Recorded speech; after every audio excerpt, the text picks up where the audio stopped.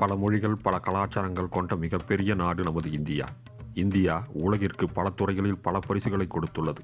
உலகின் வழிகாட்டியாய், இன்றைய நம்பிக்கையாய் விளங்கும் இந்தியாவை குறித்து உபயோகமான தகவல்கள் இந்த பதிவில். இந்தியா என்ற பெயர் சிந்து நதியிலிருந்து பெறப்பட்டது. ஆரிய வழிபாட்டாளர்கள் சிந்து நதியை சிந்து என்று அழைத்தனர். இந்துஸ்தான் என்ற பெயர் சிந்துவையும் இந்துவையும் இணைத்து வழங்கப்படும் ஒரு பெயராகும். அமைதியையும் அகிம்சையும் போதிக்கும் நாடான இந்தியா தனது நீண்ட சரித்திர வரலாற்றில் எந்த ஒரு நாட்டையும் ஆக்கிரமித்ததில்லை. அன்று கேரளாவின் திருவனந்தபுரத்தில் உள்ள தும்பா ஏவுதளத்திற்கு சைக்கிளில் கொண்டு செல்லப்பட்டது இந்திய விண்வெளித்துறையின் ராக்கெட்டுகள். ஆனால் இன்றோ இந்திய விண்வெளித்துறையானது உலகின் தலைச்சிறந்த விண்வெளித்துறையாக உருவெடுத்துள்ளது. இந்தியா 90 நாடுகளுக்கு மேல் தனது மென்பொருளை ஏற்றுமதி செய்கிறது. இந்திய தகவல் தொழில்நுட்பத்துறையின் மதிப்பு ஏறக்குறைய $150 பில்லியன் ஆகும். இந்தியாவின் பொற்கோவில் ஒவ்வொரு நாளும் ஏறக்குறைய 1 லட்சம் பேருக்கு மேல் இலவசமாக உணவளிக்கிறது. பூஜ்ஜியம், அத்துடன் இயற்கணிதம், முக்கோணவியல் மற்றும் கால்குலஸ் ஆகியவை இந்தியாவால் வழங்கப்பட்டன. பண்டைய இந்திய கணிதவியலாளர் ஸ்ரீதராச்சாரியா இருவழி சமன்பாட்டை உருவாக்கினார். இது ஸ்ரீதராச்சாரியாவின் சூத்திரம் என்று அழைக்கப்படுகிறது. கணிதத்தில் பையின் மதிப்பை முதலில் இந்திய கணிதவியலாளர் புத்தயானா கணக்கிட்டார்.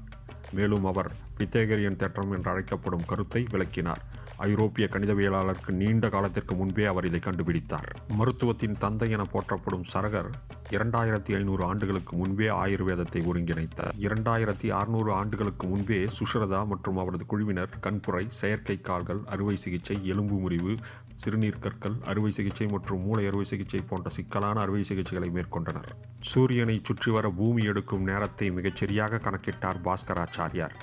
ஆரியபட்டர் பூமியின் வடிவத்தை வெளிப்படுத்தினார். சதுரங்க விளையாட்டு இந்தியாவில் கண்டுபிடிக்கப்பட்டது.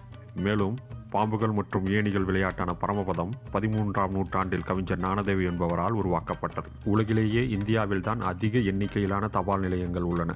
இந்தியாவில் மிதக்கும் தபால் அலுவலகம் ஒன்று 200 ஆண்டுகளுக்கு மேலாக பணியாற்றுகிறது. இது ஜம்மு காஷ்மீர் மாநிலம் ஸ்ரீநகரில் உள்ள தால் ஏரியில் அமைந்துள்ளது.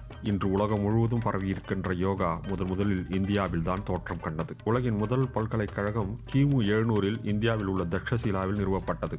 உலகம் முழுவதிலிருந்து 10,000க்கும் மேற்பட்ட மாணவர்கள் 60க்கும் மேற்பட்ட பாடங்களை படித்தனர்.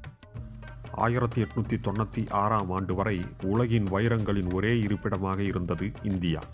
இந்தியாவின் புனித நகரமான வாரணாசி மிகவும் பழமையான நகரம் என்று அழைக்கப்படுகிறது. இன்றும் உலகின் மிக பழமையான தொடர்ச்சியாக மக்கள் வசிக்கும் நகரமாகும் வாரணாசி.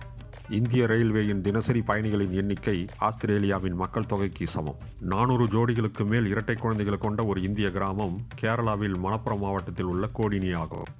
உலகின் மிக உயரமான சிலை இந்தியாவின் குஜராத் மாநிலத்தில் உள்ள ஒற்றுமை சிலையாகும். இது இந்தியாவின் இரும்பு மனிதர் என்று அழைக்கப்பட்ட சர்தார் வல்லபாய் பட்டேலின் உருவச்சிலையாகும். ஏறக்குறைய 597 அடி உயரத்தில் கம்பீரமாக அமைந்துள்ளது இந்த ஒற்றுமை சிலை. மீண்டும் மற்றொரு பயனுள்ள பதிவோடு உங்களை சந்திக்கும் வரை உங்களிடமிருந்து விடைபெறுவது உங்கள் நண்பன். வணக்கம்.